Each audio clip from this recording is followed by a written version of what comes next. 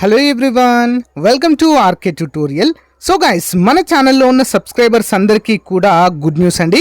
మరి ఏపీలో చాలా రోజుల తర్వాత కోర్టు జాబ్స్కి సంబంధించిన నోటిఫికేషన్ అయితే రాబోతుందండి. మరి దీనికి సంబంధించినటువంటి కొత్త బ్యాచ్ అయితే మన యాప్లో లాంచ్ చేయడం అయితే జరిగిందండి. మొదటి 500 మంది అభ్యర్థులకు మాత్రమే మరి ఈ కోర్సు 1 year వ్యాలిడిటీతో కేవలం 399 రూపీస్కి అందజేస్తున్నామండి. ఈ కోర్సు ప్రత్యేకత మరి 1000 క్లాసులు ఉంటాయండి అన్ని సబ్జెక్టుల పైన.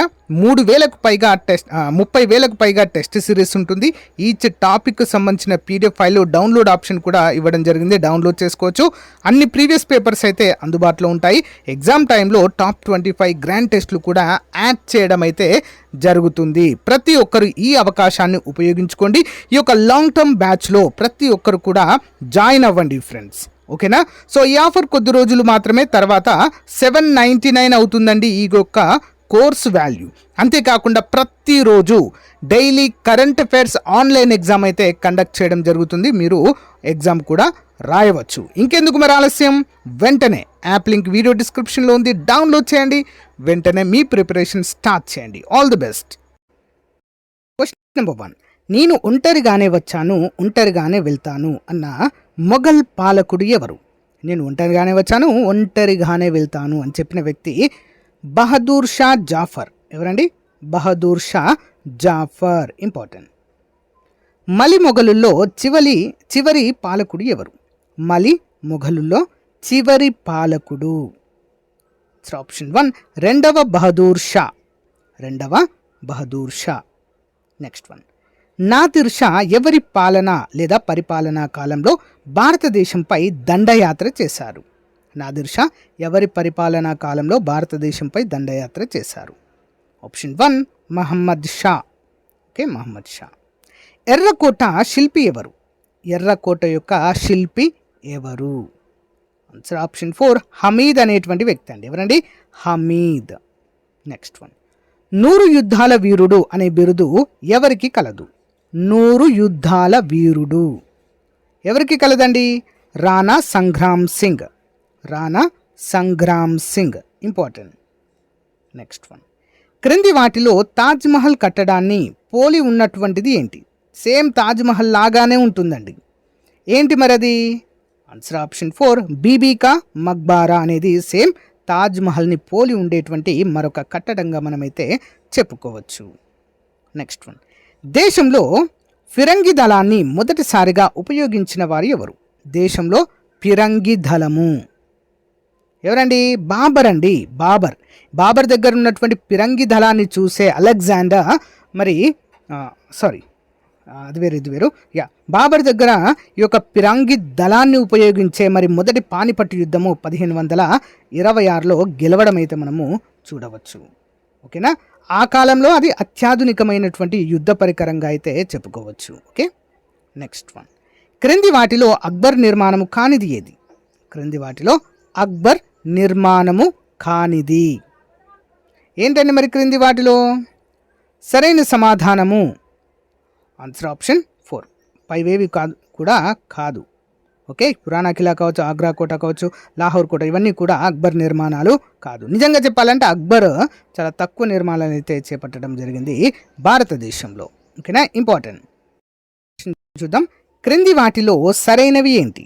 డల్హౌసీ 1857 తిరుగుబాటుకు కారణము, కర్జన్ వందే మాతరం ఉద్యమానికి కారణము, రిప్పన్ ఎల్బర్ట్ బిల్లు వివాదము, లార్డ్ హేస్టింగ్ 1818లో పీష్వా పదవి రద్దు. మరి క్రింది వాటిలో సరైనవి ఏవి? ఆన్సర్ ఆప్షన్ 3 అండి. 1, 2, 3, 4 అన్నీ కూడా సరైనవండి.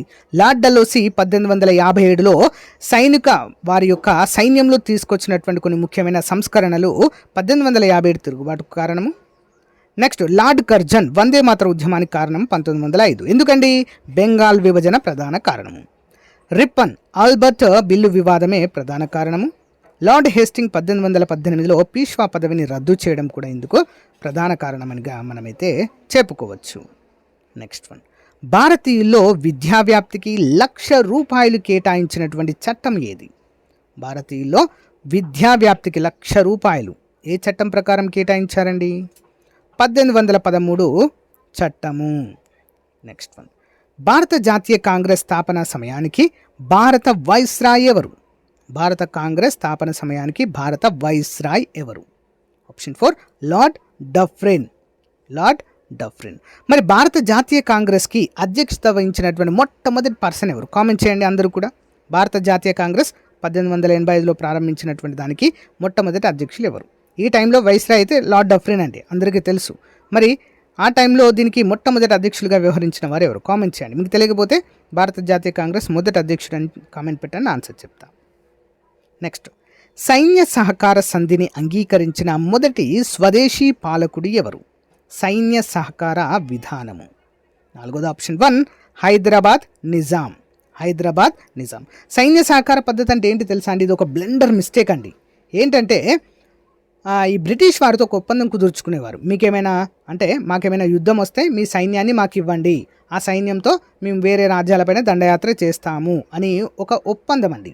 అంటే ఆ పర్టిక్యులర్ రాజ్యానికి ఎలాంటి సొంత సైన్యము ఉండదు. ఇక అర్థమైంది కదా, సొంత సైన్యము ఉండదు. ఎవరిపైన? బ్రిటిష్ వారి సైన్యంపైనే డిపెండ్ అవ్వడాన్నే సైన్య సహకార సిద్ధాంతంగా మనమైతే చెప్పుకోవచ్చు. అంటే ఫ్యూచర్లో ఫర్ ఎగ్జాంపుల్ ఈ యొక్క అంగీకారం కుదుర్చుకున్న రాజ్యానికి బ్రిటిష్ వారికి ఏమైనా మనస్పర్ధలు వచ్చాయనుకోండి, అదే సైన్యంతో వీరిపైన దాడి చేసేటువంటి అవకాశం కూడా ఉన్నటువంటి ఒక చట్టం అండి ఇది. నెక్స్ట్ వన్, బ్రిటిష్ ఇండియాకు ఆఖరి వైస్రాయ్, స్వతంత్ర ఇండియాకు మొదటి గవర్నర్ జనరల్ ఎవరు? ఎవరండి? Lord Mountbatten. Lord Mountbatten. Okay, మరి స్వతంత్ర భారతదేశానికి ఓకేనా గవర్నర్ జనరల్గా ఉన్న మొట్టమొదటి పర్సన్ ఎవరు? భారతీయ వ్యక్తి ఎవరు? ఎవరండి? C Rajagopalachari. Rajagopalachari important. Next one, ఎవరి కాలంలో సైమన్ కమిషన్ ఇండియాకు వచ్చింది? ఎవరి కాలంలో సైమన్ కమిషన్ ఇండియాకు వచ్చింది? ఆప్షన్ 1 లార్డ్ ఇర్విన్ అండి. ఓకే, లార్డ్ ఇర్విన్ 1928లో సైమన్ కమిషన్ భారతదేశానికి వచ్చిందండి. 1927లో సైమన్ కమిషన్ వేశారు. అయితే ఇండియాకి వచ్చి ప్రజాభిప్రాయ సేకరణ చేద్దామని చూశారు వీరు. కానీ సైమన్ గోబ్యాక్ అంటూ నినాదాలు అయితే ఉవ్వెత్తున ఎగడం అయితే చూడవచ్చు దేశంలో. ఎవరి కాలంలో కలకత్తా, బాంబే, మద్రాసులో 1865లో హైకోర్టులను స్థాపించారు? హైకోర్టు ఎవరండి? లార్డ్ లారెన్స్ గవర్నర్ జనరల్గా ఉన్నటువంటి టైంలో. ఏ గవర్నర్ పదవి కాలంలో విద్య కోసం హంటర్ కమిషన్ ఏర్పాటు చేశారు? విద్య కోసం హంటర్ కమిషన్. ఆప్షన్ 3 అండి లార్డ్ రిప్పన్ అండి. ఎవరండి? Lord Ripon. నెక్స్ట్ వన్, ఎవరి కాలంలో కలకత్తా, బాంబే, మద్రాసులో 1865 రిపీటెడ్ క్వశ్చన్ కదా, వదిలేయండి. స్వతంత్ర ఇండియాకు తొలి మరియు ఆఖరి ఒకే ఒక గవర్నర్ జనరల్ ఎవరు? Indian governor general. ఇంతకుముందే చెప్పాను కదా ఆన్సర్, సి రాజగోపాలాచారి. చక్రవర్తుల రాజగోపాలాచారి. నెక్స్ట్ వన్, 1872లో హత్య గావించబడిన వైస్రాయ్ ఎవరు? 1872లో హత్య గావించబడిన viceroy. Answer option 4 Lord Mayo. ఓకేనా, Lord Mayo important. Next one, ఎవరి కాలంలో స్వరాజ్ పార్టీ ప్రారంభమైంది?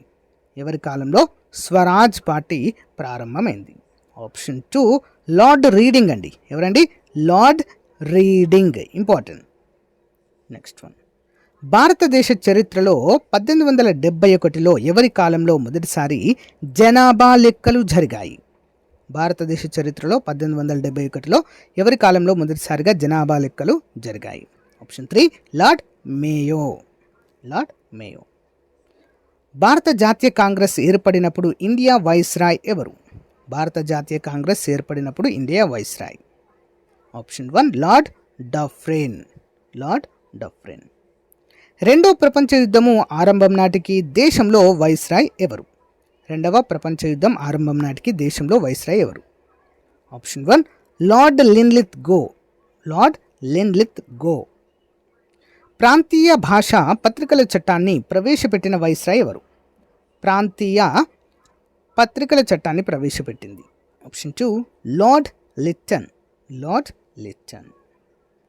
మతతత్వ నియోజకవర్గము పితామహుడిగా ఎవరిని పిలుస్తారు? మతతత్వ నియోజకవర్గ పితామహుడు ఎవరండి? Lord Minto. ఓకేనా, 2009లో మింటో మార్లే సంస్కరణలు తీసుకొని వచ్చి మత మత ప్రాతిపాదికన నియోజకవర్గాలను కేటాయించారండి ఈ చట్టం ద్వారా. అందుకే వీరిని మతతత్వ నియోజకవర్గాల పితామహుడిగా పిలుస్తారు. ఓకేనా. నెక్స్ట్, ఎవరి కాలంలో క్రిప్స్ మిషన్ ఇండియాకు వచ్చింది? క్రిప్స్ మిషన్ 17వ option 1 Lord Linlithgow. Lord Linlithgow 1942 అండి. సో దీనికి వ్యతిరేకంగానే మరి దీన్ని యొక్క క్రిప్స్ మిషన్ని మహాత్మా గాంధీ దివాలా తీసిన బ్యాంక్ చెక్కు పైన ముందు తేదీ వేసి ఇచ్చిన చెక్కుగా అభివర్ణించడం అయితే చూడవచ్చు. ఓకేనా. దీని తర్వాతే 1942 ఆగస్టు 6, 7, 8 ఆ టైంలో మరి క్విట్ ఇండియా మూమెంట్ అయితే లేవనెత్తడం జరిగింది. వేవెల్ ప్రభువు తర్వాత వైస్రాయ్ ఎవరు? వేవెల్ ప్రభువు తర్వాత viceroy. Option 3 Wellington. Next one, Rowlatt చట్టాన్ని అమలు చేసిన వైస్రాయ్ ఎవరు? రౌలత్ చట్టాన్ని అమలు చేసిన వైస్రాయ్. ఆప్షన్ 2 అండి లార్డ్ చెమ్స్ఫర్డ్. Lord Chelmsford. ఎవరి కాలంలో భారతీయ పురాతత్వ పర్యవేక్షణ ఏర్పడింది? ఎవరి కాలంలో భారతీయ పురాతత్వ పర్యవేక్షణ ఏర్పడింది? Option 3 lord Curzon. Next one, ఇండియాలో బ్రిటిష్ సామ్రాజ్యానికి పునాది వేయడానికి కారకుడు ఎవరు? ఇండియాలో బ్రిటిష్ సామ్రాజ్యానికి పునాది వేయడానికి కారకుడు 21 ఆన్సర్ ఆప్షన్ 2 అండి రాబర్ట్ క్లైవ్. ప్లాసీ యుద్ధము. ఓకే, ప్లాసీ యుద్ధమే దీనికి కారణం. 1857లో జరిగింది. దీనికంటే ముందు చీకటి గది ఉదంతము జరుగుతుంది. నెక్స్ట్, 1787లో వారెన్ హేస్టింగ్స్ తర్వాత ఇండియా గవర్నర్ జనరల్గా వచ్చిన వారు ఎవరు? Option 1 Lord Cornwallis. Next one, civil సర్వీసెస్ను ప్రవేశపెట్టిన వారు ఎవరు మన దేశంలో? సివిల్ సర్వీసెస్ ఎవరండి? Option 2 Lord Cornwallis. Next, Swaraj party ఏర్పడినప్పుడు వైస్రాయ్ ఎవరు? స్వరాజ్ పార్టీ 1922, 23 ఆ టైంలో ఎండింగ్లో అయితే ఏర్పడిందండి. ఇది ఏర్పడినప్పుడు స్వరాజ్ పార్టీ ఏర్పడినప్పుడు బ్రిటిష్ ఇండియా వైస్రాయ్గా ఎవరు ఉన్నారు? ఆప్షన్ 3 అండి లార్డ్ రీడింగ్ ఉన్నారండి. రీడింగ్. ఓకేనా. దీన్ని ఏర్పాటు చేసిన వారు ఎవరు మరి? స్వరాజ్ పార్టీని భారత జాతీయ కాంగ్రెస్ నుండి బయటకు వచ్చి మాకు కూడా ప్రత్యేక నియోజకవర్గాలలో ప్రాతినిధ్యం కావాలి అని చెప్పేసి మోతీలాల్ నెహ్రూ మరియు చిత్తరంజన్ దాస్ వీరందరూ వచ్చి మరి స్వరాజ్ పార్టీని స్థాపించడం జరిగింది 22, 23 ఆ టైంలో. దేశంలో మొదటి పబ్లిక్ వర్క్స్ డిపార్ట్మెంట్ను స్థాపించినది ఎవరు? దేశంలో మొదటి పబ్లిక్ వర్క్స్ డిపార్ట్మెంట్ స్థాపించినది ఆప్షన్ 1 డల్హౌసీ. నెక్స్ట్ వన్, సిపాయిల తిరుగుబాటు ఎవరి కాలంలో ప్రారంభమైంది? సిపాయిల తిరుగుబాటు ఎవరి కాలంలో ప్రారంభమైంది? Answer option 1 lord Canning. Lord Canning. Next one, ఇండియాలో మొదటి 3 విశ్వవిద్యాలయాల స్థాపన జరిగినప్పుడు వైస్రాయ్ ఎవరు? ఇండియాలో మొదటి 3 విశ్వవిద్యాలయాల స్థాపన జరిగినప్పుడు viceroy. Option 1 lord Canning. Lord Canning. Next one, మొదటి బెంగాల్ గవర్నర్ జనరల్ ఎవరు? మొదటి బెంగాల్ గవర్నర్ జనరల్ ఎవరు? Option 3 Warren Hastings. Okay, Warren Hastings. ఇండియాలో మొదటి టెలిగ్రాఫ్ లైన్ను కలకత్తా నుండి ఎక్కడి వరకు వేశారు? ఇండియాలో మొదటి టెలిగ్రాఫ్ లైన్ కలకత్తా నుండి ఎక్కడి వరకు వేశారు? Answer option 2 Agra. Calcutta to Agra. ఇండియాలో మొదటిసారి పోస్టల్ సేవలు ప్రారంభమైన సంవత్సరం ఏది? పోస్టల్ సేవలు. ఆన్సర్ ఆప్షన్ 3 అండి 1837.